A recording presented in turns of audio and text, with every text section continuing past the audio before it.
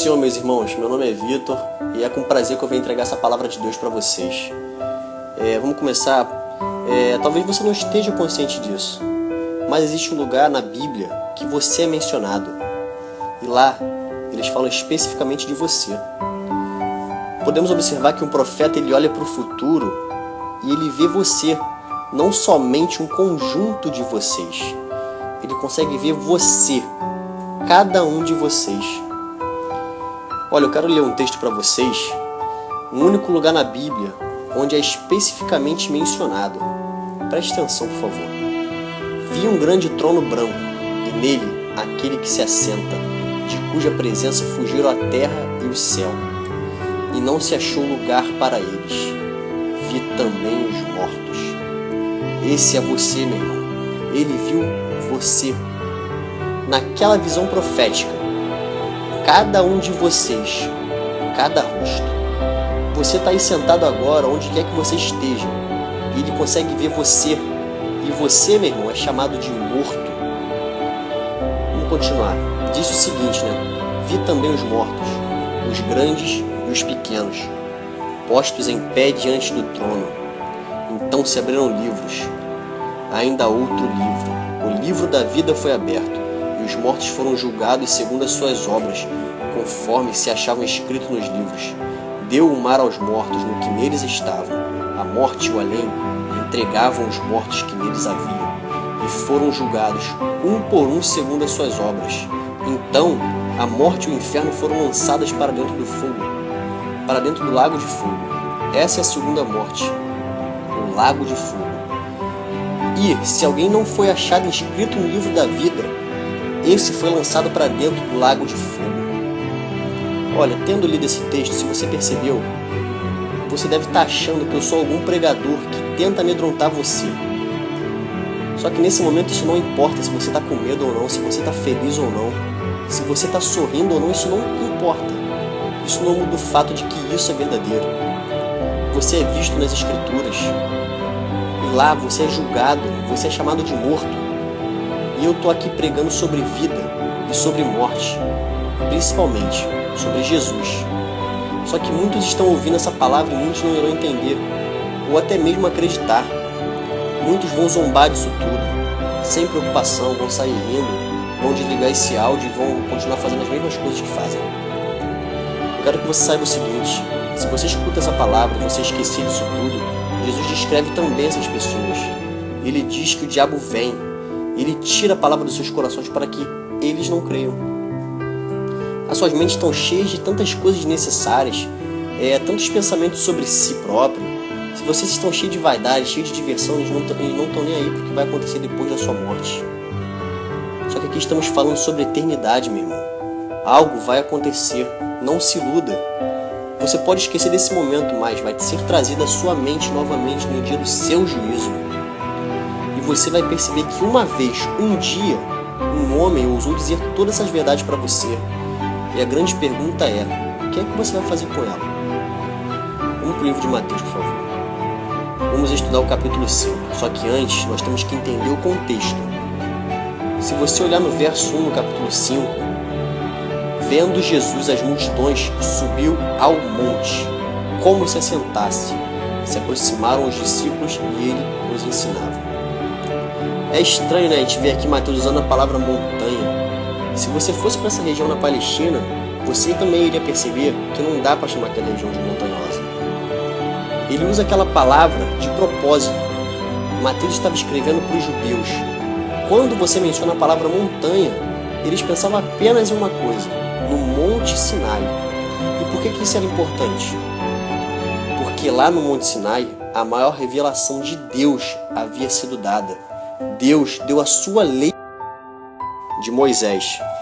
Agora o livro de Hebreus nos fala uma coisa muito importante. Hebreus capítulo 10, no verso 26. Porque se vivermos deliberadamente em pecado depois de termos recebido o pleno conhecimento da verdade, já não resta sacrifício pelos pecados. Pelo contrário, certa expectativa horrível de juízo e fogo vingador prestes a consumir os adversários. Sem misericórdia, morre pelo depoimento de duas ou três testemunhas, quem tiver rejeitado a lei de Moisés. de quanto mais severo castigo julgais vós, serás digno aquele que calcou aos pés o Filho de Deus, e profanou o sangue da aliança ao qual foi santificado, e insultou o Espírito da graça. Palavra forte, hein, irmãos? No Monte Sinai, Deus deu a lei a Moisés. Lá era a montanha, entendeu? E aqui no capítulo 5 de Mateus, ele está nos dizendo uma coisa espetacular, que nós temos um monte no qual Deus vai revelar a sua verdade. Agora, não é a lei de Deus mediada pelos anjos, só que ela foi dada a nós, aos homens. E nessa montanha, Mateus capítulo 5, Deus desce, só que ele desce dessa vez em carne, na pessoa de Jesus. E preste atenção, se você perceber o contexto, ele é muito majestoso. Olha lá no verso 2. Ele abriu a sua boca e começou a ensiná-los dizendo: porém, isso aqui não é comum nos evangelhos. Por que é apresentado dessa forma? Ele está tentando descrever a singularidade e a majestade desse momento. Deus veio a nós em carne, meu irmão. Agora ele abre a sua boca e começa a nos dizer quem ele é e o que ele exige de nós.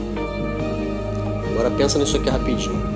Hebreus nos diz que quebrar a lei de Moisés é morrer.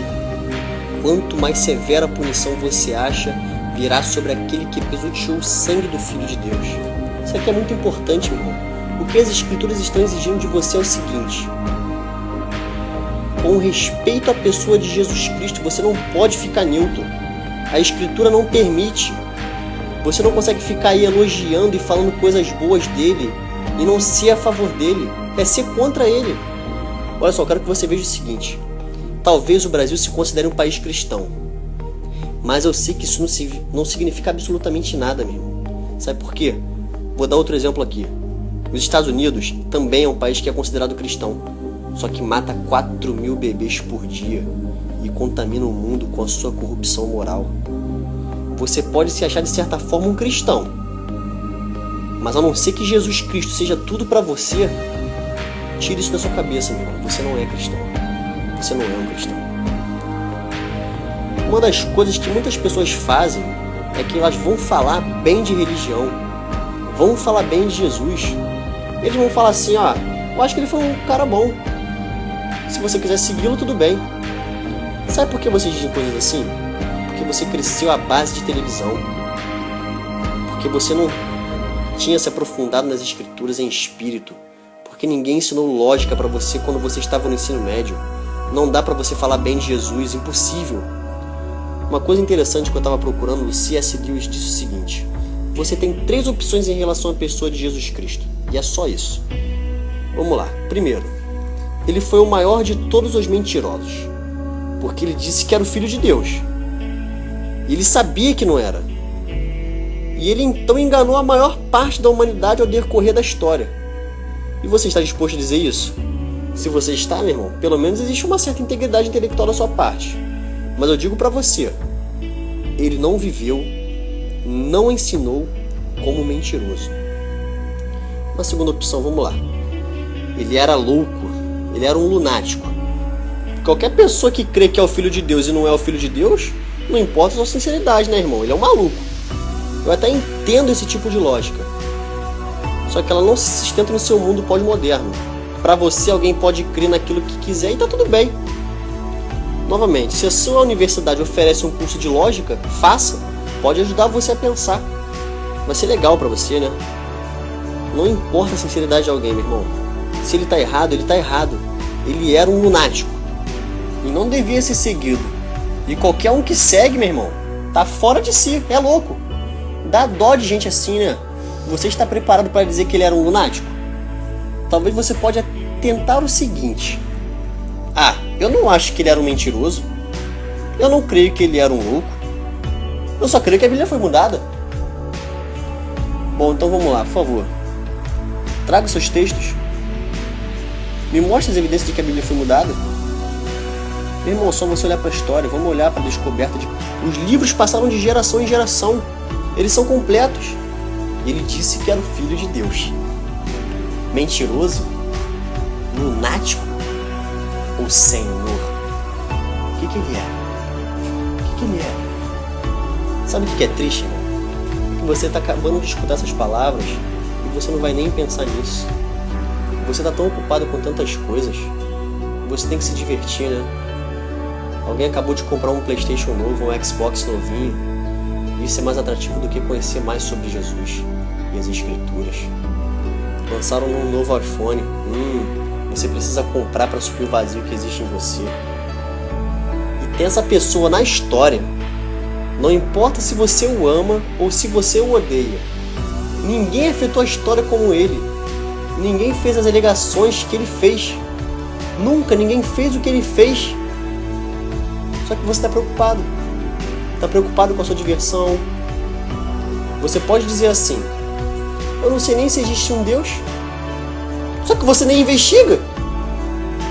A verdade mais importante para a existência da humanidade, você prefere festejar. Jogar seu novo videogame. Uau! Ou talvez buscar uma nova profissão.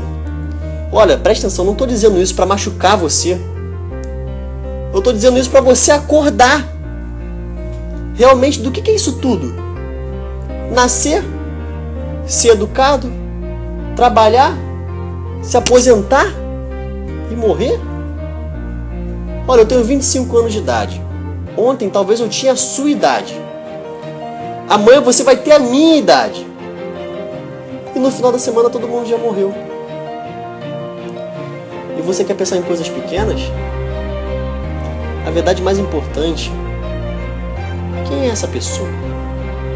Só que, por favor, pare de falar bem dele. Seja ousado para dizer que ele é um mentiroso. E amaldiçoe-o. Chame ele de lunático. E acabe com ele de vez. Aí, a propósito, se você fizer isso, você tem que praticamente jogar fora todas as suas virtudes. Porque vem dele. Você tem que se tornar um animal.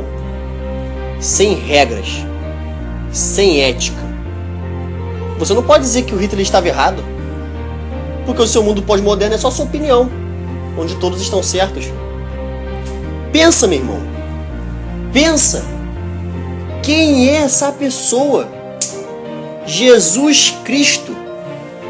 Eu creio que ele é o Filho de Deus, o eterno Filho de Deus, que se tornou homem, andou nessa terra, que viveu uma vida perfeita e foi para a cruz.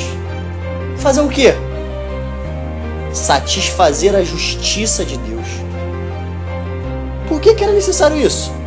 Porque Deus, na sua justiça, tem que julgar você e todos os seus pecados. A única forma de você ser liberto é com o pagamento do seu pecado. Deus se tornou homem. Deus tomou o seu lugar. Deus pagou pelo seu crime. E agora, meu irmão, você pode ser reconciliado com Ele através da sua fé em Cristo. Olha, eu sei muito bem que vocês estão aí ouvindo isso e até estão rindo, nem sequer estão nem prestando atenção.